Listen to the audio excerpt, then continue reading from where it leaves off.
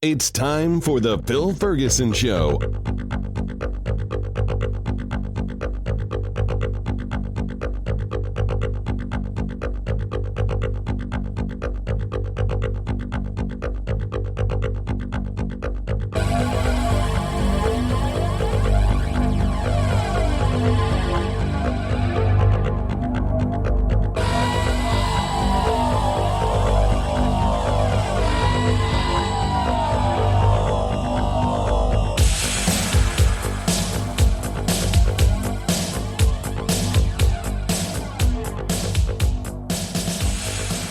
This is Phil Ferguson, and you are listening to the cleverly titled The Phil Ferguson Show. Welcome, welcome. We have a lot to cover today. Coming up in the show, an interview with the producer and director of a movie called Bad Faith, Steve, I think it's Ujlaki. I'm pretty sure that's it. Steve was kind enough to come for an interview and talk about this movie. It is available to rent on a few places. We mentioned it in the interview. I think I watched it on Amazon Prime. Brings together a lot of historical stuff over the last 40 to 50 years about some of the problems we've gotten to in relationship to politics and religion and why the Republican Party is the shit show that it is. My words, not theirs, that last part anyway. I also have a little segment on another trip to Miami. I had talked a few months ago about a trip to Miami, from Orlando to Miami and back, and I've made a similar trip and tweaked the charging pattern a little bit, drove more conservatively, and I talk about that at length, so I don't want to bore you too much. And another quick little segment on RMDs, required minimum distributions, and in the segment, the essence of it is, of course, if you have a beneficiary IRA or if you are already taking out required minimum distributions, or if you have to start taking them out this year, pay attention to that. It's important. You don't want to have the tax problems by not doing the required minimum distribution from certain types of retirement accounts. A little adventure that I've been having about 2 weeks ago. I think it was after the last show went up. I happened to stub my toe on my Bowflex machine. Yes, no good deed goes unpunished, I guess. That's what I get for trying to get healthy and do workouts. Have a Bowflex and happened to walk a little closer to it than I thought I was and stubbed my toe. No big deal. Went to bed. In the morning it hurt a little bit. And it happened to be a day where the Central Florida Free Thought Community was doing some volunteer work at a homeless shelter. And I ended up walking around and cleaning and stuff for about 2 hours and was really limping bad. Decided I was done.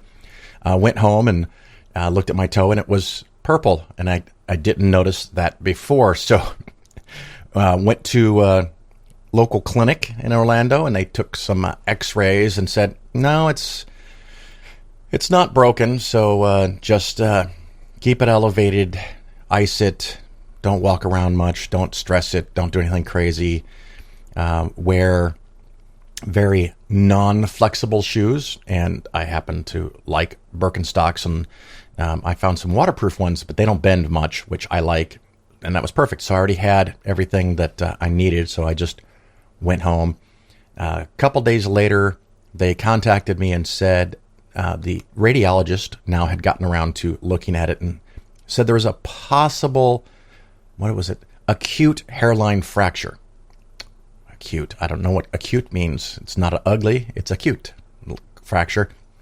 And suggested I go see, I'll just say a doctor because I don't remember the right word. Osteopathic? Ooh, sounds like homeopathic. I don't want a specialist with bones, muscles, joints, whatever. And I got a text, which is something that Advent Health in Florida does, which drives me nuts. I loathe that they do this. So they send me a text that says, hey, this is the referral department. And the text claims to be from a local number. And it says, click on this link and call this 1-800 number to make your reservation. Well, it's inbound text. I have no way to verify what it is. It's different numbers than I've ever seen before, which is one of the problems. Every time these things come through, they're different numbers. And I worry that this hospital medical network, whatever it is training their customers to be phished. And so I have to be extra vigilant because of what I do. So I take the security of all of my stuff way more important than most people. As an example, if I'm in a restaurant and I say, where's the menu? They said, oh, just scan the QR code on the table. No can do. I'm sorry. I'm going to take a pass on that, and I'm going to ask for a menu. And a couple times they've said, we don't have physical menus anymore. And I'll say, can you make a cheeseburger? Of course we can. Then just bring me a fucking cheeseburger. I'm not going to do it. So I can't call this number that I don't know, because the first thing that they're going to ask is, what is your date of birth? What is your insurance card number? And they might even say there's a deductible or a copay of X dollars. What's your credit card number, right? So you just gave all this information away on a number that you don't know. So I had to call my doctor and ask them for the number to call. And I call the scheduling number, referral number, and they said, oh, we can send you to Dr. So-and-so, and he has appointments available in about 2 weeks. And so I said, well, if I have to wait 2 weeks to even see a doctor, and it's only a hairline fracture, what is it that they're going to do for me? And of course, that person said, I don't know. I do referrals. I don't give medical advice. So we went around back and forth a couple times, and I finally got them to give me an appointment in a couple of days. And it went very well. The doctor seemed very nice, seemed to know what he was doing. And basically, he took the position that it doesn't matter if there's a teeny little hairline fracture or not. The treatment is going to be the same. If it hurt, they could tie it to another toe, but it wasn't hurting. So either it's a very small hairline fracture or it's not. So for a while, I just have to behave. So there's that. But yeah, it took a lot of my time. All of this consumed probably 4 to 5 hours of my time. The first visit, the x-ray, going back and forth, making reservations, referral, talking to people at the doctor's office, the second doctor's office. Anyway, more than you wanted to know. But more recent news, I don't always want to do this because I want the shows to kind of last throughout time, but Trump is still in trial. He's still in court. We'll see how that goes.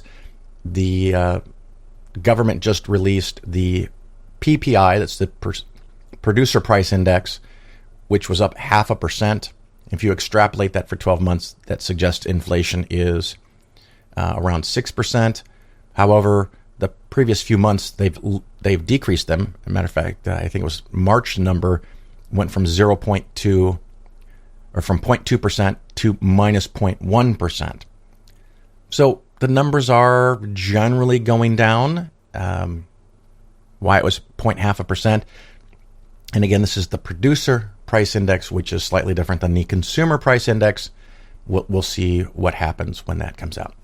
Anyway, we'll take a quick break and go into all the really fun stuff that I already told you was going to happen right after these messages. Not really messages. These interludes, these, I don't know.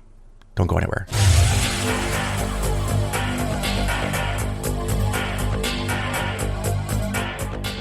This book, this is the first edition of The Origin of Species. And what is marvelous about it is that anybody can read any page and it makes absolute sense to them. It's not full of jargon. It's full of argument and observation. And that's another reason why I admire him so much. There is grandeur in this view of life, with its several powers having been originally breathed into a few forms or into one. And that, whilst this planet has gone cycling on according to the fixed law of gravity, from so simple a beginning, endless forms, most beautiful and most wonderful, have been and are being evolved. The Phil Ferguson Show is for educational and entertainment purposes only. Nothing said on the show should be interpreted as personalized investment advice. Investments should be based on your personal situation, and you, of course, should consult with your financial advisor or tax professional before taking any actions.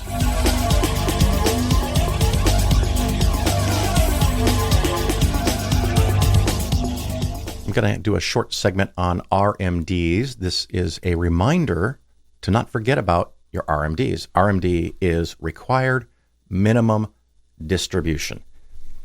If you are over the age of 73 and you have an IRA, you're probably required to take money out. That does change to 75 in a couple of years, but for now it's 73 for most people. It was 72, and of course it was earlier and earlier and earlier, but you get to push that out a long time, but you have to take out the money.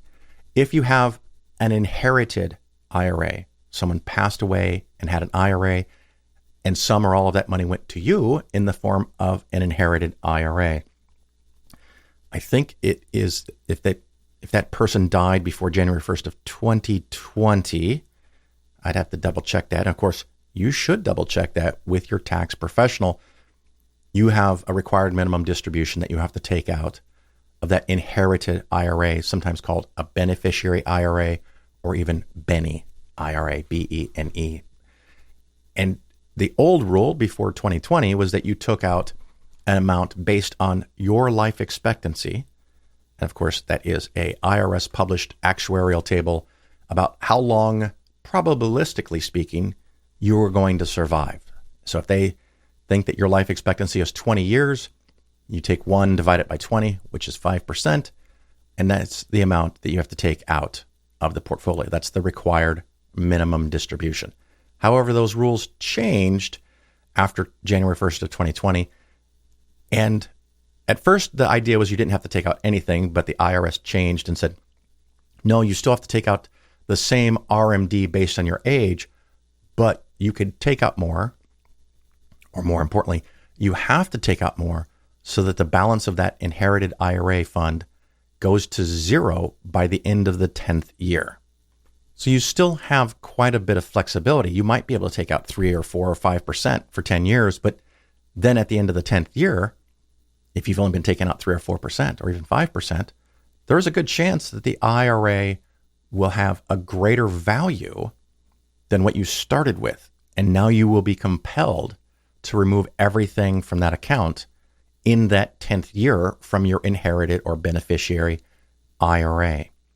If you didn't know that was going to happen, okay, now you're going to get a big surprise because all of that IRA money could stack on top of your earned income, and you could pay a pretty significantly higher tax percentage because you're in a higher tax tier. It's incremental. It doesn't go back to $1, but if you had taken more money out for years, you might have paid 20, 22, 24, 28%. But if you waited and it's a big amount of money and you're still working on that 10th year when you're compelled to take everything out, you might pay 32 or 35% or higher in taxes. And of course, if your state taxes IRA income, you might also have that. So again, these are things to think about. These are things to plan for. I would love to give you a really simple strategy of how to minimize your taxes while doing this, but I can't because it's different for each person. So if you're going to work for 3 or 4 more years and you're making really good income, well, you want to take out the absolute minimum for the time period that you're working. If you then stop working and you don't have earned income, your tax tier could be pretty low, and then you could take out a higher amount. It could be that you're not working now, and so taking money out faster is better for you because then you can invest it in a taxable account. And hear me out because this messes up a lot of people. We've talked about it recently. If you are in or close to retirement, there often can be the case mathematically that you're better off putting money in a taxable account versus an IRA, assuming that you even could, because in this scenario, you're not working. But the nice thing about the money in your taxable account, if it's in index funds, the gains are mostly unrealized and you're not creating any tax bills as long as you don't sell anything. If you need the money, it doesn't, all of it's moot because just take it out and spend it. But this is something that most people overlook and something I highly recommend.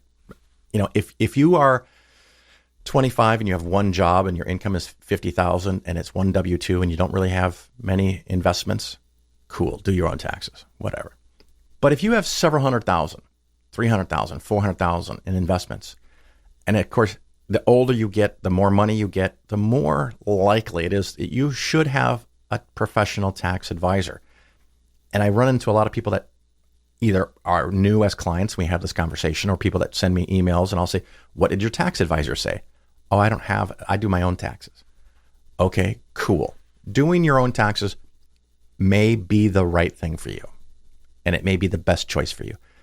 But when your taxes get complicated, not only do you need a tax professional, but the mistake that most people make, even if they have a tax professional, is they don't take advantage of that person by having meetings throughout the year. When I say meetings, it could be one meeting that you have in June or August or February, just to kind of go over where you are, what's your situation, what's your tax bill going to be, what is your tax bill going to be, and what are the things that you could do between now and the end of the year that would reduce your current year's tax liability? Because if all you do is call up your CPA in January and say, here's my income, here's my expenses, type it all in, do my taxes, they send you a copy, you sign it. Okay, if that's all you're using them for, there might be merit to you doing it yourself. Hopefully, because they know all the rules and how the game is played, they think of something that can help you.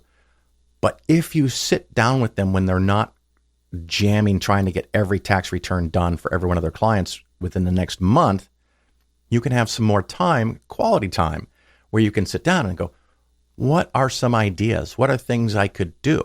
And they might go, well, you could do A, or you could do B, or you could do C. You didn't take advantage of this tax opportunity. If you do side work, maybe you can set up a SEP IRA, self-employed IRA, SEP. Maybe it'd be better for you to have a simple IRA instead of a SEP IRA.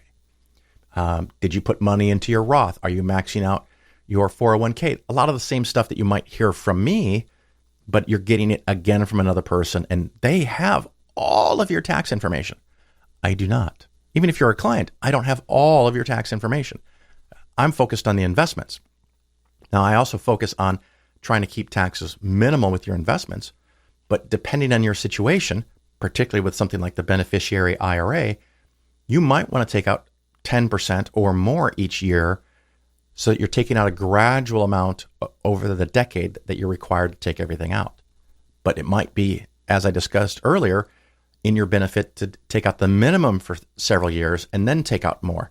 It might actually be in your benefit to not take out only the minimums and just wait till the 10th year to take everything out. It depends. Depends on your situation. It depends on the taxes and all of the details with that. And keep in mind, of course, tax rates can change. So if you're required to take money out of an IRA and you are pretty convinced, and I definitely lean this direction, that at some point in the future, tax rates will be higher because they will be necessary to pay for the deficit, then there's merit for you to sell more upfront and pay more taxes, but at a lower rate than you might have to pay if you wait. Anyway, so that's just some ideas, and that's your beneficiary IRA and RMD in general. Reminder, the other thing, I guess I forgot to mention until this point, I like to take RMDs pretty darn early in the year. A couple of reasons for that. One, get it done so you don't have to remember to do it later. Just get it done. It's over with. Rip that Band-Aid off, take your RMDs, whatever it is going to be for this year, do it now. Actually, I'd prefer if you did it in February or March. You might have to wait a month to get the data, but do it early in the year. By doing it early in the year, you avoid the risk of market drops. So let me give you an example. First of all, your RMD is calculated based on the value of your portfolio, or at least the parts that have the required minimum distribution, is based on the market value of 12/31 from the preceding year. So If you happen to have in that IRA a generous position in stocks and a very small part of your cushion, let's say it's $100,000, you've got to take out 5% or $5,000. If during the calendar year the market falls by, let's say, 40%, your portfolio was 100 and now it's 60, you still have to take out $5,000. So now you're not taking out 5%, you're taking out 1/12, which is going to be something like 8.4 pops into my head, but you get the idea. You're taking out a larger percentage. You want to leave more money in there to grow and compound over time, because that's why it's in the IRA. So you don't want to be subject to that possible problem. Of course, one could argue, on the other hand, if you wait and the market goes up and you take out the $5,000 that you're required to take out, it becomes smaller than 5%. But keep in mind, if you just don't need the money and you're not going to spend it anyway, you can put it in your taxable account. Now, the nice thing there, of course, is the future growth will probably be mostly capital gains, and you'll pay 15 or maybe 20% on the appreciation. So don't worry about it too much. And of course, like I was talking about, if you take it out later in the year waiting for the market to grow, you could have taken the $5,000 out right away, put it in the taxable account, and it grows just like it would have in the IRA, right? So you're not really missing the upside. The only thing that worries me is the problem of a really big drop, and you're still required to take out a fixed dollar amount that may be more than you want to remove from your IRA. So just a little update on required minimum distributions, RMDs. Check your accounts, make sure everything is set up, and make sure that you take out the required amount, and like I suggest, as early as possible in the year, so you don't end up getting to the last days or months or weeks of the year and panicking, freaking out how to do it. So do it early. Hey,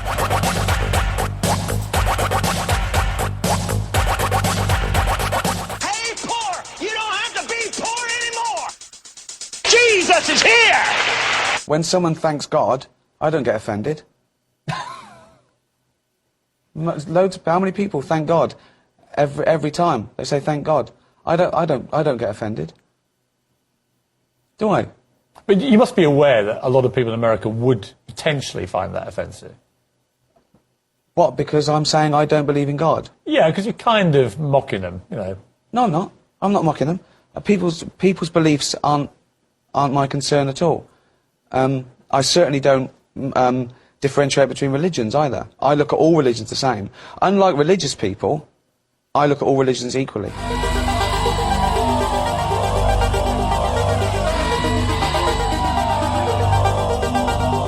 You're listening to The Bill Ferguson Show. Welcome back, everybody. I have, as promised, special guest Steve Ujlaki. And before I even have him start talking, I'm making my apology formally, publicly to Steve, because we had a scheduled time a couple days earlier and I fucked up. So, Steve, thank you for being patient with me and coming back on again. And welcome to the Phil Ferguson Show. Thank you. I'm glad to be here. You are involved with a brand new movie, a brand new documentary, which I did watch, called Bad Faith. And are you the producer, director? I'm the producer and director and writer of it. I do have a co-director, Chris Jones, but I'm the overall head of the film. Excellent. And if I can summarize the concept of it, we're going to talk about it pretty much as long as you want to talk about it. It's about the rise of particularly white Christian nationalism in the United States and its attempt to capture the government and the entire political process to compel everyone to be a Christian. It's basically, and this is in the film, and I couldn't think of any better example, it's basically an attempt to create The Handmaid's Tale in reality. Does that all seem like a fair summary of the film? Yeah, that's exactly what it is. That's exactly what it is. It's how we got all of the steps that got us to this point, an intention that has gone on for a long time. And the film connects the dots and lets you know how we are in this current state of affairs in the country, all by plan. And one of the interviews I just watched where you were on, and congratulations for some of those, to help spread the message of this film, I was fascinated by the idea, and I was in this very same place, but I think one of your initial questions was, correct me wherever I get any of this wrong, what from your perspective was like, where did this all come from? Because things don't just happen in a few months, or a year or two. So where did it all come from? How did we get here? Well, I first of all, the impetus for the film was the fact that Trump got elected, and in the bubble that I lived in, there was never any chance that was going to happen. So after it happened, it was very clear that I really had very incomplete information about what was happening in the country, and I set out to explore the evangelicals who were, a key component of his success. And I did a lot of research. I read some terrific books that were on this. There was an early documentary from 20 years ago, The Rise of the Religious Right. Yep. And I zeroed in on the late 70s, early 80s, when this huge transgression of separation of church and state took place, when the Republican Party made a formal alliance with the evangelical leadership to become essentially the party, to make the Republican Party the party of God, is what they said. Which is how the leaders told their congregations why they should vote for Republicans and against the Democrats, who, of course, were the party of the devil. So that, to me, and then I just followed the pieces.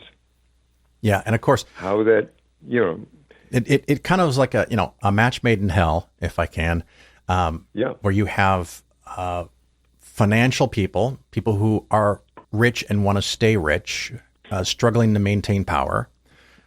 You also have religious leaders who want to maintain power and make money. And then you had a shit ton of racists floating around and saying, hey, wait a minute, I don't want my kids to go to a school that has black people in it. And it kind of all came together that they could serve each other's needs and benefit. Does that also sound like a reasonable summary? Absolutely, absolutely. And the thing to keep in mind, the glue, if you will, was the racism that was at its core, because it turns out that the evangelicals, the leaders, only decided to get into politics when they realized that their segregated Christian academies were no longer going to be tax exempt because of the ruling of the Supreme Court. And that infuriated them. They believed that segregation was biblical. They were making a ton of money, and that's what got them finally to agree to get involved in politics. And Paul Weyrich, who's sort of the villain of the piece, had been trying for years to get them involved, and nothing worked. He said the only thing that eventually worked was their fear of losing money on their academies. So you've got a situation in which you had this desire to push back against all the progress that was made for women's rights, civil rights, gay rights in the 60s and 70s. And that's what is at the core of this, and so it's absolutely consistent with where we are now. They have never deviated. They have wanted to essentially end whatever progress our country has been making toward becoming a more perfect democracy and throw us back into white Christian elite rule in a theocracy. I mean, it's so incredible that I almost had a hard time when I was researching the film and doing it and believing it. I thought, is this really what's going on? And I mean, are they really doing this? Are they really attacking democracy because they think that the will of God, that democracy is an obstacle to the will of God? Yeah. I mean, it's insane but that was the reasoning, and they followed through on that. But my point, one of the points I made, and again, for me, it was stunning to discover all this stuff. Yeah. Absolutely stunning to discover all this stuff that, people said, well, wait a minute, how did this happen? And I said, well, you had to decode what was going on. When they were talking in their churches about recreating the kingdom of God on earth, you might have thought they were talking about something spiritual. No, they were talking about replacing democracy with theocracy. But you wouldn't know that unless you were part, within the confines of that culture. So that's what ultimately ended up with January 6th.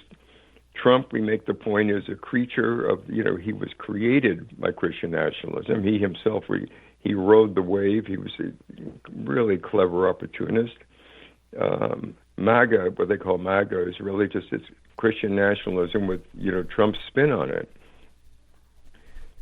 So yeah, or I could Putin's go on, spin, but yeah. I mean it's again, when I think about this, I became it took me 5.5 years to finish the thing. After a certain point, I just got so used to this. Okay, this is what happened.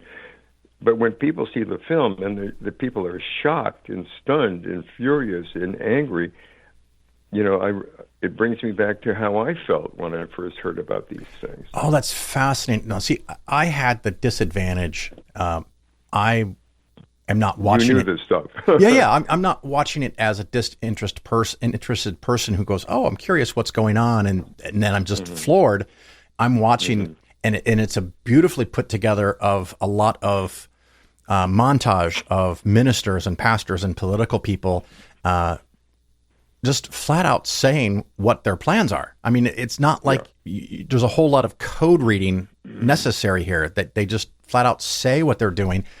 And I've been dealing with some of this stuff for like 15, 18 years. And so I'm ecstatic that it's put together in such a enjoyable bite size, almost, dare I say. I mean, it's, it's a full length film, but you can sit down and like you said, in one go, kind of understand the origins, the history, the people that are involved, and what their motivations are. Because I have to admit, I was also stunned that Trump won, and he did so with fewer votes than his competition. But my thought was that Trump would lose, but we still had 35 to 40% of the population who was freaking out of their minds and were willing to vote for this guy. And that those people wouldn't go away even after Trump lost. Now, of course, the problem, Trump didn't lose. And those people, I keep hoping, okay, he'll lose 1 or 2% when he said that, or when he did that, or when he said he could shoot someone in Times Square. Okay, well, people will turn away from him. Or when they figure out that he's a con man, when they figure out that, he can't run a business, more bankruptcies than almost anyone ever, people will figure out. But they don't. What's going on there? Well, this is another thing that to me was like the smoking gun that I discovered during the research of the film, and that is that in the early 2000s, Weyrich was despairing of seeing his dream realized of the country turning into a Christian nation, what he had been trying to do for 20, 30 years. He then commissioned the manifesto, in which he said, okay, basically, we're never going to be the majority. Democracy doesn't work for us. We have to use guerrilla tactics. We have to make people feel distrustful of the institutions. We have to weaken them and destroy them, and we will build on top of it. Now, when I read that, and that was in Ann Nelson's book that she went into it, a great book, The Shadow Network, it was then that I realized that the divisiveness, and the distrust of institutions that we're feeling today, that lay the groundwork for the demand for a strong man, because if you don't trust the democratic institutions or elections, well, then what is left? So that was part of the plan. And that, to me, is the thing that's so astounding. They set out to destroy our democracy, and they've done a really good job Yes. at succeeding. Yes. And that's the shock of the film. That to me is the thing. That's the it worked. This was the plan. It worked.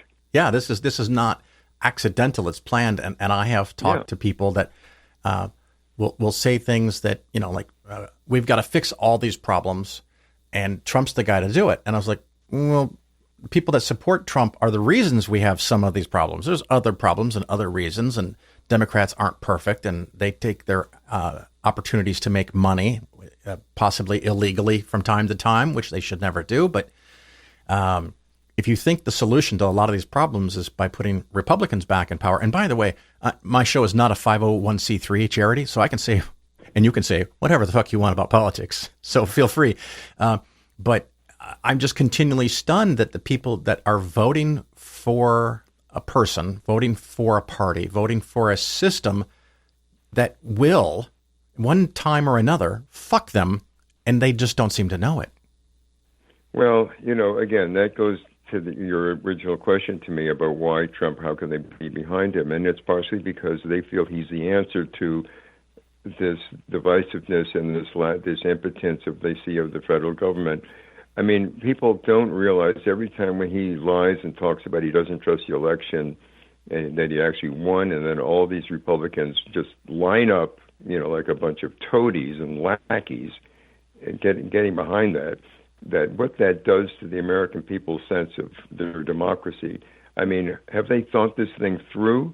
Not really, And that's the thing that's so disgusting about this, that the Republicans have turned into, and the point we make in the film, that the Christian nationalists essentially took over the Republican Party because, according, for Weyrich and the other people behind him who were the fringe 40 years ago, 30 years ago, they've taken it over. Yeah.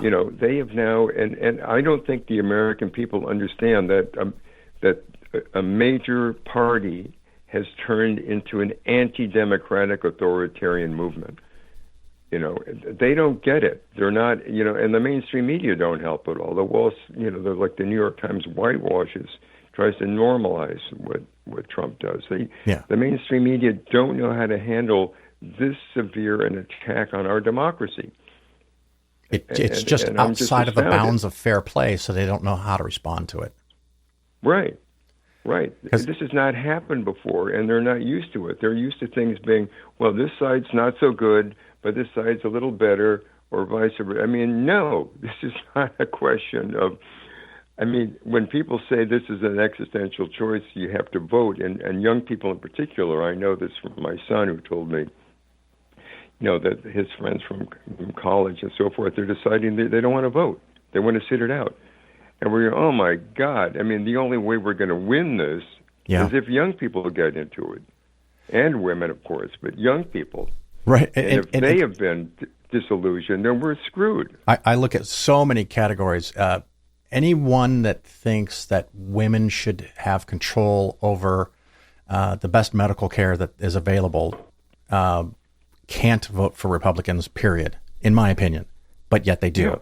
Yeah. And yet they do. And anyone who's African American shouldn't vote for Republican. Anyone who is Latino shouldn't vote for Republicans. And one of the big problems in Florida is they do. And I don't know if it's that they're captivated by religion or if it's the American dream that while I'm down and out, soon I will become a millionaire and I don't want to be taxed. And of course, we recently have had, during some of the primaries, people objecting to Biden, or at least a protest non-vote because of his Gaza. Yeah, his too delicate, I guess, of a stance on Gaza, and he should be more forceful because there shouldn't be that many dead. I agree with the concept, but if you think the answer to that problem is voting for Trump, or even if you think the answer to that problem is not voting, which, to your topic, what do you think Trump's going to do? Because this is the guy that had the Muslim ban, which I think almost everyone thought was illegal, but yet there it was. And we wouldn't allow people in and out of countries. And so if you are not a Christian, if you're a Jew, if you're a Muslim, if you're an atheist, how could you possibly even think it's a good idea to vote for Trump? Yeah. Well, you're talking about, Phil, about what's, false consciousness. Did you ever read the book by called "What's the Matter with Kansas"? I have not. I'm familiar with the title, but I've not read it. Well, it's a terrific book, and it's and I'm blocking the name of the guy who wrote it. Thomas Frank, I think it's, and it just spells out how the Republicans won in Kansas by using these culture issues, all these distractions, so that the people, working class people in Kansas, voted directly against their economic interests because they were seduced by the culture issues that the Republicans brought up. Yeah. And this has been their policy all along. I mean, they are a minority. The interest of the Republican Party has always been big business. The fact that they are so competitive is because of the fact that they have been able to attract so many voters on these fringe issues that they have made central. And that was, and it's horrible because you want to say to people, wait a minute, you're voting against your interests. You are empowering people who have no interest whatsoever in your welfare. And that's sort of, unfortunately, why I'm, have a hard time being optimistic about where our country's headed. Because, you mentioned, blacks or Latinos or people. When blacks start getting behind white Christian nationalism, it's whether it's identification with the oppressor, or whether it's, as you said, they think, okay, I'm going to become a millionaire. I just have to, I'm going to start embracing this party because this party is, look at the billionaires who are in it. I can become like them. It's a lack of education. It's a lack of an awareness of the strength that people have if they actually were to vote their economic interest. It's just appalling. It's words can't describe it. Where can people find the movie? Because they should watch it. Well, it's streaming on Apple TV and also on Amazon. We also have, there is a website, we call it's badfaithdocumentary.com. Yep. And for people who are interested in perhaps, number one, that's for people to, if they want to see the film. If after seeing the film, they would like friends or other people to see it, we have a thing called Host a Screening. And actually, there's going to be a screening in Raleigh on the 18th that Todd is involved in with Reverend Barber. You're probably aware of it. Yep. And I think that, but Apple TV is the answer. And then we're going to be organizing a whole bunch of screenings around the country with speakers. With speakers, and Todd is getting behind that as well, so that people would not only would rent the film, but we would bring in at our expense speakers that would have discussion guides, so that it can become truly an educational experience. Because the film is educational, essentially. Definitely, it's a very fast sketch of the last 50 years or so of American history.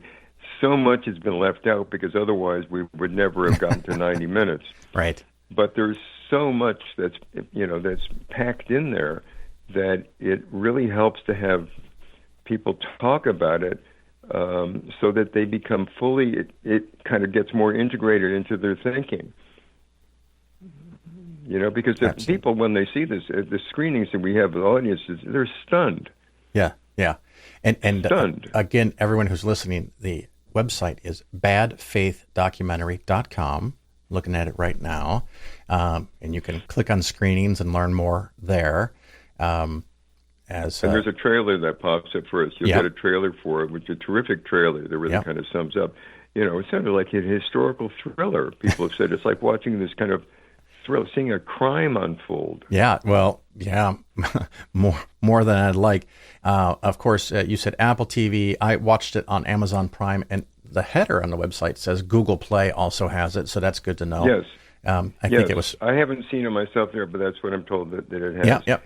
And so you saw it on Apple Prime, Amazon. on Amazon Prime. Yeah, I saw it on Amazon. I think it was a $2 or $3 rental.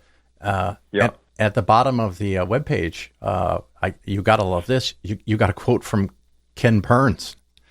Yeah. Yeah, I mean, if anyone that makes a documentary and gets thumbs up from Ken Burns, you did something right, my friend. Well, Ken, I have known Ken for a long, long time, and he's a very good friend. And when I first was thinking about what I was going to do or how I was going to tackle the subject, I asked Ken's advice, and he said, make it a history. Yeah. So I credit Ken with, again, and I'm a history buff, and he said, look, you make it a history, show people how step by step by step. And so I credit Ken. I credit some other people who said, don't come down heavily on these people who are saying these things. Let them hang themselves with their own words. Right. Which is extremely important. I had lots of advice from some of my very liberal friends saying, no, you got to hammer it. Don't let a single word that they say get by without telling everybody that it's false and it's wrong. And it's, so I was like, wait a minute. Will people really understand that what these people are doing and saying is bad? Well, yeah, they do. They do. So that's part of the power of the film. The power of the film is in they say it in their own words, and you see step by step how they got to where we are today. So that's why it's been successful beyond what I was hoping, because I thought, my God, it's so dense. There's so much stuff in it. But we had really good editors. Really, just recent grads of the Loyola Marymount University School, where I was a dean for many years. And I've been doing documentaries. I mean, I did my first one, in the late 60s and early 70s. Started doing anti-war documentaries. Right. So here we are at this stage today. I never thought we'd be there when, we're in very bad shape. And more than ever, we need independent documentaries, Phil, because mainstream media, because it's searching after, whether it's money, because they don't want to alienate people, or they don't know how to handle it, or they're stuck in this both sides are good thing. I mean, we're being let down. Yeah, we're being let down. If someone is listening that's putting together a conference of some kind and would like to feature the film, as one of the screenings, is it best to go to the website, or is there some way they can contact you? Yeah, absolutely. It says host a screening. You email our sales company in New York, and they're very accommodating with sliding prices for depending upon, we're trying to get the film out. Right. So it's not prohibitive at all. It's going to depend on the size of the group, whether you're going to charge or not. But I mean, it really works. I mean, and we've had hundreds of, requests that we're processing, and now we're going to go, the main thing people say after they see the film, and we've been at audiences at Palm Springs and then in D.C. and different festivals, how can this film be shown how can everybody see this? Everybody needs to see this. It's just like it pulls the curtain away and it kind of shows you what's been going on, because you realize how misinformed people are. Right. They're not only uninformed, it's worse. Yes. Well, I remember a few years ago there was a quiz or a survey or something, and it found out that exposure to Fox News actually makes you dumber, because it's not that you have different information or different opinions. You have wrong information. You actually know less by watching that network.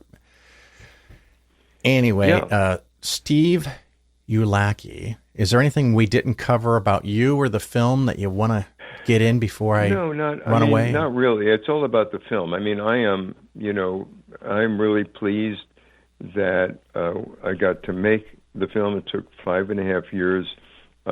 We kept on having to change the premise of the film, because the first couple of years the film was going to show that Christian nationalism had the potential for violence. Yeah. And then January 6th happened. Oh, well, you don't have to prove that anymore. Yeah. But then there was this staggering denial Yep. of what had happened, and this going along with it, making heroes of these people. It was like, wait a minute. Okay, now, this is even more. This is,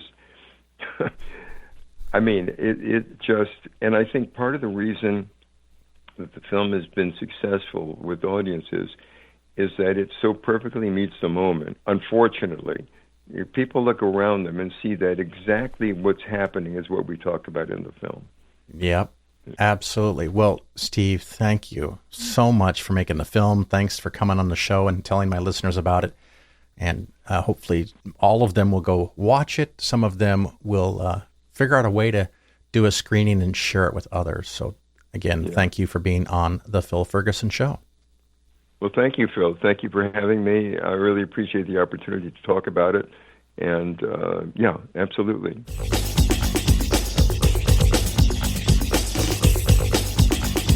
You're listening to The Phil Ferguson Show. A couple of months ago, I had the opportunity, or the necessity, depending on how you're looking at it, to drive from my house in Florida to Miami and back. And I did that all in one day. And I kind of did it fast, or at least reasonably fast, and drove a few miles over the speed limit. And I even joked about the fact that I got a speeding ticket to commemorate my adventure that day. So, I was trying to be, a real life example of how much charging time you might need driving fast. And I drove 551 miles and spent 55 minutes charging. Now, the reason it was that long is because I charged too early, at least in the battery, and I charged too full, I guess. If you didn't know, a car battery in particular, but I think most batteries are like this, that when they're really low, they can charge really fast. But as they get fuller and the system is finding a harder place to pack the electrons and or the pack gets warm, the rate of charging slows. So as an example, the car that I drive is the Hyundai Ioniq 6, and you can charge from 10 to 80% theoretically in as little as 18 minutes. From 80 to 90% can take 8 or 9 more minutes. So almost half the time to go from 80 to 90 that you spent going from 10 to 80. See, it's a lot slower. Matter of fact, 70 to 80 is slower, but not a whole lot slower. 80 to 90 is slower, and 90 to 100% can take 20 minutes. So one of the mistakes I see that people might make in an electric car is they think of it as a gas tank. And these things aren't necessarily worse or better. They're just different. So you have to adjust the way you think. So when you pull in to get gas, you fill it to the top because you can. It's quick. It's easy. Definitely faster than charging a battery, right? You're going to go with that. But if you are like me, and from time to time you have to stop, because a 550-mile drive for me is maybe 9-10 hours, depending on the traffic and slowdowns and rain and or speed or whatever. So I am never going to, if I have a choice, ever drive 9 to 10 hours continuously. Probably wouldn't even be able to in all but a very few cars. And of course, then I would arrive back with no gas. But most cars would need something before 550 miles is achieved. So you'd have to stop at least once. And I'm going to stop if I'm driving 9 or 10 hours, probably at least twice for food, maybe a planned or unplanned bathroom break, maybe an extra time or two just to get out and stretch my legs. So, I'm looking at that as a reference point. So in a 550-mile drive, if I were to stop 3 times to get gas and or walk for 10, 15 minutes a piece, that'd be 45 minutes. In a gasoline car, you'd have 45 minutes of stops. So the 55 minutes was pretty good. But I knew I could do better if I was more strategic. So I had the opportunity to make this drive a second time. And the first thing that I did was I drove at an overall lower average speed. Now, if you're driving 5 to 10 or more miles over the speed limit, if you instead drive around or only a couple of miles over the speed limit, depending on the make and model of your car and other conditions, you might get 10 to 15% more range, which means you need 10 to 15% less charging. However, of course, it takes longer to get there. So the total drive time, the total transport time might actually go up even while your time charging goes down. But on the second trip, I was trying to gamify my drive, where I'm trying to minimize the total time charging to push it to its extreme. So the first trip I drove about 150 miles and then stopped and charged. And I didn't stop at 80%, I went to 90%. So, there's that extra time. On this trip, the first stop was not at 140 or 150 miles, but more like 210 miles. So the battery state of charge was much lower. So when I plug the thing into the tower, it can charge much faster, and more importantly, it can stay fast for longer. I don't know why, but the towers that I stopped at were all rated for 350. And the first couple of minutes, my car only charged about 85. And then it doubled to 160 to 170 because where I stopped, the only tower that was available for me was the one that was marked 150. So getting 170 to 180 on a tower that's marked 150 is pretty darn good. After I was there for about 5 minutes, another car left, and I could have moved, but I was already far enough along the charging curve that I would no longer even get the theoretical 240 that my car can get, but something more like the speed that I was currently getting at the 150 kilowatt charging station. So I just stayed there, and that first stop was 15 minutes. Theoretically, if I was on the 350, that charge instead of 15 minutes could have been 11 or 12. But I don't know. I mean, I'm guessing. I think that's a reasonable number. And I also point out that I didn't charge up to 80%, definitely not the 90 or higher. I think I stopped somewhere around 72%. And again, it was starting to slow down. I've got my air quotes up, slow down, because my previous electric car, the Chevy Bolt, would have a peak charging rate under ideal conditions of 55. So when the charger went from 170 to 150 to 140 to 150, maybe 140, I said, okay, I'm going to stop here because I can keep going. I can get to Miami. I can get part of the way back and get the battery nice and low and charge a second time and maybe do the entire trip on just 2 stops. So like I said, I was trying to absolutely minimize the driving time. So we got to Miami, and I should have said this earlier. My daughter graduated from FIU, Florida International University. So congratulations to her. We are very proud of her. Absolutely fantastic achievement to have completed. And we were honored to share some time with her over a couple of days and enjoy this trip down to Miami. We get to Miami, we check into our hotel, but then it's not just me, see. This is the other thing that could have possibly made this trip less than ideal. It was 5 people in the car and luggage because we were staying a couple days in Miami. So a considerable amount of extra weight. I don't think it had a material difference, but maybe it took 5 or 6% off of our range efficiency. No way to know. I don't have a direct test. Well, we get to Miami and everything's fine, but then we need to go places. And this is where I have undone myself and why it's hard to do a test like this with other people, because the conditions changed. And it's okay. No big deal. So we, just to make sure we had enough energy to go around and do things in Miami, I thought it would be appropriate to go and charge. There was a charging location at a mall right across the street from where we're staying in the hotel. My son and I, we went there. It only had 3 towers, which is odd because usually most of these are 4 or more. It only had 3 towers, and problem. There's 8 cars there.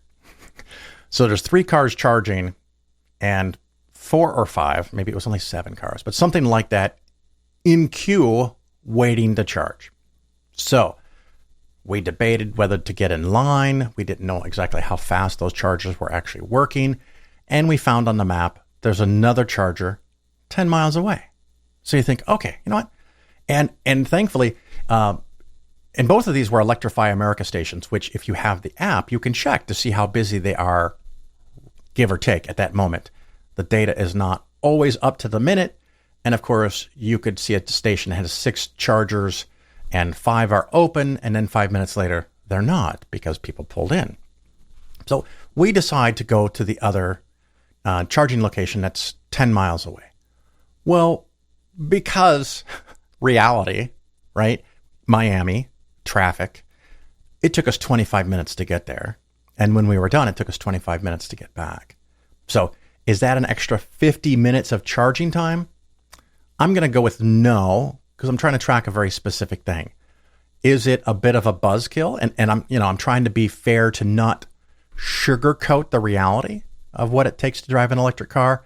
Now, something like that, when you're driving, especially when there's so many chargers between, down the entire eastern coast of Florida, there's so many chargers.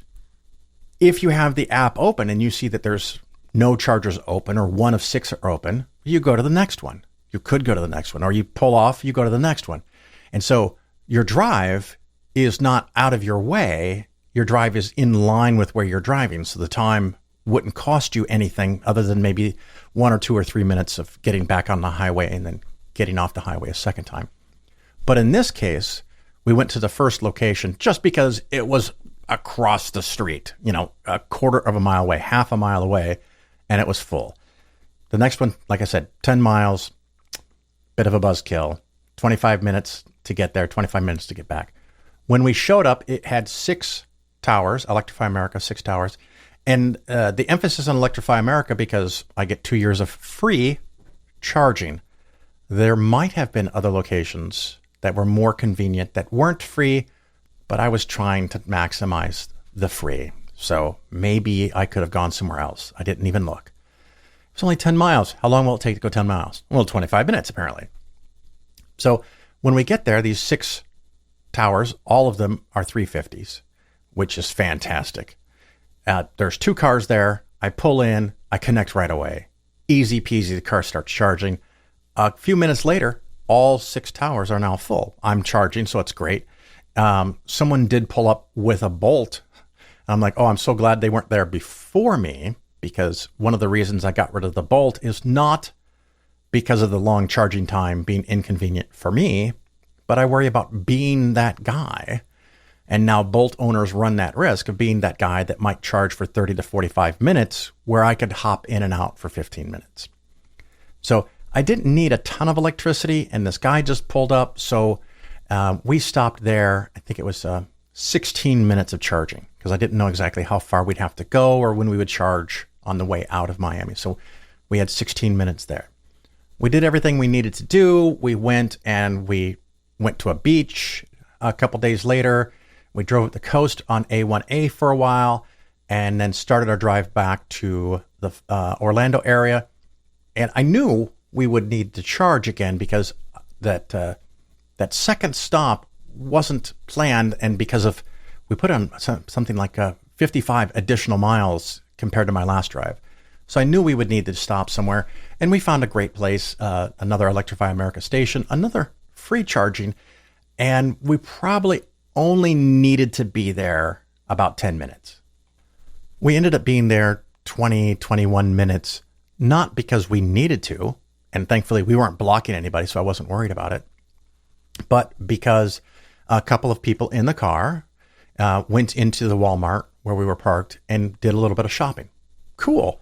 So, it's not really time lost, but it was time spent technically charging, so I'm trying to be, again, fair with everything about this, but the charging time that I needed was only about 10 minutes.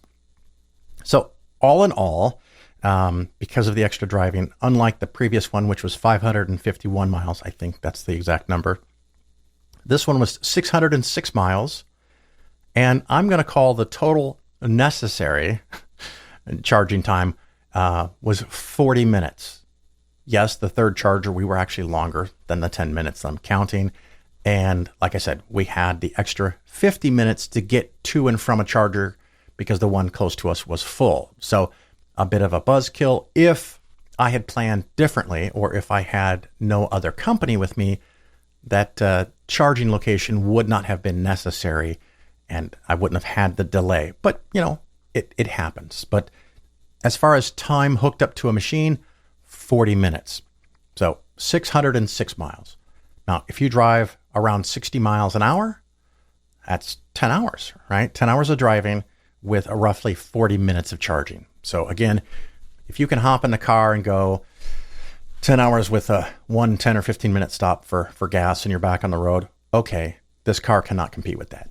But if you are like me, where your bladder is not going to go that long, or if you're going to need gas a couple of times, or you're going to stop, or you're going to want food, 40 minutes of charging over 600 miles, 10 hours of driving, 40 minutes of charging, absolutely fantastic. I mean, we are pretty much at parity with a gasoline car. Now, could I get that time down even lower? I think I could. The first and second charging tower, both for first few minutes, were at 85, give or take, kilowatts for a charging rate. I don't know if that was because the batteries were warm, they weren't cold, or if they were sharing. So it's still not ideal charging. The first charger was a 150, so that limited me some. So I think if I had ideal conditions and I had ideal locations, the charging time would be as low as 30 minutes for that entire drive. Again, I don't live in the ideal world. I live in the world that I have. So 40 minutes is pretty darn tight. 55 from the previous trip, which was a little shorter, was sloppy because one of the things is that if you're at a charging station and you're at 75% or 80%, especially if there's no one waiting in line, you're already there. Why not go to 90? At least in a car that charges this fast, because you're adding another 25, 30 miles of range, 25 to 30 miles of opportunity to charge further down the road next time, whether you choose to or where you need to. I guess that's the update. In this case, I'm going to call it 40 minutes of charging time in a 10-hour drive. So very happy with that. And this, of course, is not even the long-range base model of this car. This has the bigger wheels. I've talked about that before. Theoretically, with the smaller wheels, and at some point, if not sooner, when I eventually need new tires, I will get the smaller wheels, which are supposed to, theoretically, give me 20% more range, which would mean, theoretically, 20% less charging to do the same distance. So if I could do this in 40 minutes, everything else being the same, I could do it in roughly 32. I don't know. Could I drive 600 miles and only charge 2 10-minute trips for a total of 20 minutes of 20 minutes of charging, 10 and 10? Oh, I don't know. That sounds pretty rough. But again, now that's not normal driving. That's me trying to make a game out of it, just to give you some examples of how things will work. But we did have, in the car, it's so important to know in an electric car how many miles you can get per kilowatt hour. And driving at the slower speeds, we were getting 3.3, 3.6, 3.7. We actually had to drive through some thunderstorms for a while where we were driving 25 to 30 miles an hour, and we got over 4 miles per kilowatt hour. And then on the way back, we drove through a thunderstorm, which again helped the range because the miles per kilowatt, because you're going slower. But after the first wave of clouds passed by and the rain stopped, I'm assuming it's wind. We went down to 3 miles per kilowatt hour because we were driving into a very strong wind. After a second little wave of rain hit us, the wind seemed to have gone away and our range went up. So, these things are important. I almost forgot I wanted to cover. In electric cars, they have a guesstimate of how many miles you can go. It is called, by most people that are owners of cars or have been around them for a while, the guessometer. You cannot rely very much on the guessometer. It's a dangerous thing to do, and new electric car owners get fucked up by this all the time. So I'm telling you in advance of you buying your first electric car. As an example, if over a period of 2 weeks I only drive in town on streets that are marked 35 to 40 miles an hour, heavy traffic, stop and go, on my car, my specific car, it might then suggest to me that with a full battery, I could drive 400 miles.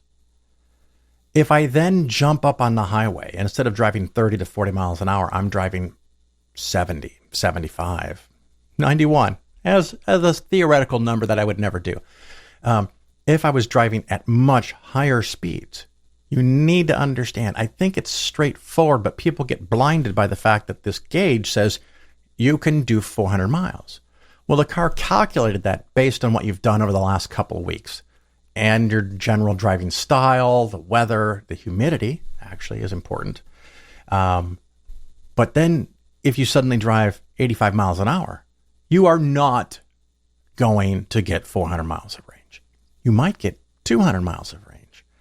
It takes more energy to push faster through the air, a lot of energy. So it's more important that you understand your car, and it's nice, a few weeks or a few months after you acquire it to experiment a little bit and drive your car around and know what's going on. The other big factor is temperature. For my car, pretty much 70 and above, it's fantastic. When it gets hot and you have to turn on the air conditioning, it can take 4 or 5, maybe 6% of your energy in town, but maybe only 3% on the highway. The air conditioning is using the same amount of energy, but you're using dramatically more for moving the car really fast. See, so the same amount of energy shows up as a smaller percentage for air conditioning. So as a general rule, air conditioning in this car is going to take away 5% of your range. If I drive when it's 40 or 30 or 20, I'm probably going to lose 20%, 25% of my range. My previous EV, the Chevy Bolt EV, you could lose 40% or more of your range if you ran the heat when it was 20 degrees outside. So you need to know the effect of your car. More and more electric cars have heat pumps instead of heaters, so they're dramatically more efficient. So you need to know that. So reasonably modest interstate driving in my car, 250, 260 miles of range. Aggressive interstate driving, maybe 220. Mixed driving, 300. Really slow driving in town all day, every day for a couple of weeks. Theoretically, 350, 380, maybe even 400 miles of range. And so you need to learn that about your car. And it's really more important to keep your eyes on how full the battery is, just like you look at your gas tank. If you had a little readout telling you exactly how many miles you had to go in a gasoline car, you would probably find out it's not very accurate if you change the condition or the environment that you're driving in. But because there's gas stations everywhere and you can fill up in 4 or 5 minutes or less, you don't give a shit. And it will be the situation coming soon that when chargers are in more and more places, and the gap between one charger and another is not even 50 miles or 30 miles or the 10 miles I had to go, but a few miles. It doesn't have to be every block like a gas station maybe, but when they're more frequent, easy to find, almost everywhere, then you're ubiquitous and the software is better at driving you to them, the range anxiety, the charging anxiety will go down. And it's already way better than when I drove my Chevy Bolt 2 years ago from Chicago to Orlando. That took some doing. That was 9 hours of driving, 3 hours of charging. 9 hours of driving, 3 hours of charging. Now I'm at 10 hours of driving and 40 minutes of charging. Really, really big improvement.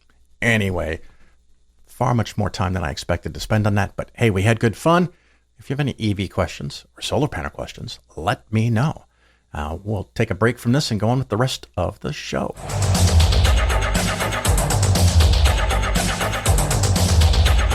The Phil Ferguson Show is for educational and entertainment purposes only. Nothing said on the show should be interpreted as personalized investment advice. Investments should be based on your personal situation, and you, of course, should consult with your financial advisor or tax professional before taking any actions. Thank you for still being here. I appreciate it very much. I appreciate you listening to The Phil Ferguson Show. I have a little trip coming up in the near future, so there might be a little bit longer of a gap between shows, but that's okay. That's planned. It's scheduled. I might do I've done this in the past, a best of show where maybe I take an interview or a segment that I've done before and put them together for a little show, especially if I pick something from a few years ago. Listenership turns over generally for all things like this, but I get new listeners all the time, and then sometimes I have people that were regular listeners for a couple of years. They go and listen to something else, and that's perfectly cool. So if you're a new listener and you're wondering, why hasn't Phil ever talked about X or Y or Z, let me know what that topic is, and maybe I can either do a segment on it, or if I've already done one a few years ago, if it's still relevant, I could drop it into this best of episode that I might make when I'm on adventure. Anyway, I want to keep this short because the show is already way over an hour, and I'm delighted again that you're here. Give us 5-star review somewhere if you like the show. Tell some friends. And of course, if you've got 2 million or more and you want to hire a financial advisor, I've been doing this for about 28 years. You can email me, phil@polarisfinancialplanning.com, and we can talk. And if we both agree that it's a good thing to go forward together, I can send you documents and contracts and disclosure documents and all of that stuff.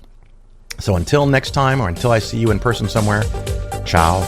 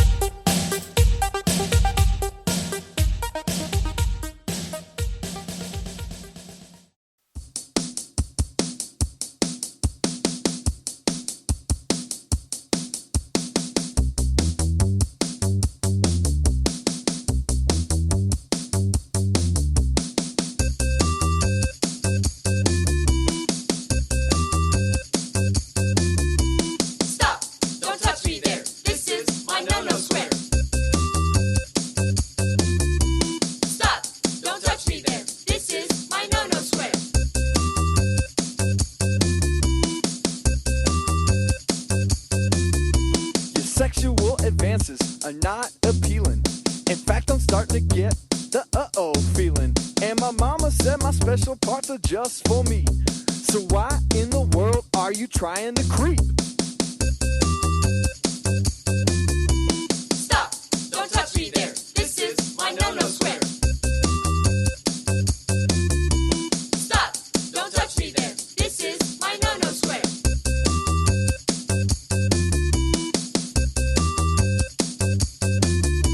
To try and touch my square takes a lot of nerve. Who do you think you are? You freaky deaky perv. There's a dude with some candy in a shady old van. I think he wants to mess with my purity plan. Stop! Don't touch me there. This is my no-no square. Stop! Don't touch me there. This is my no-no square.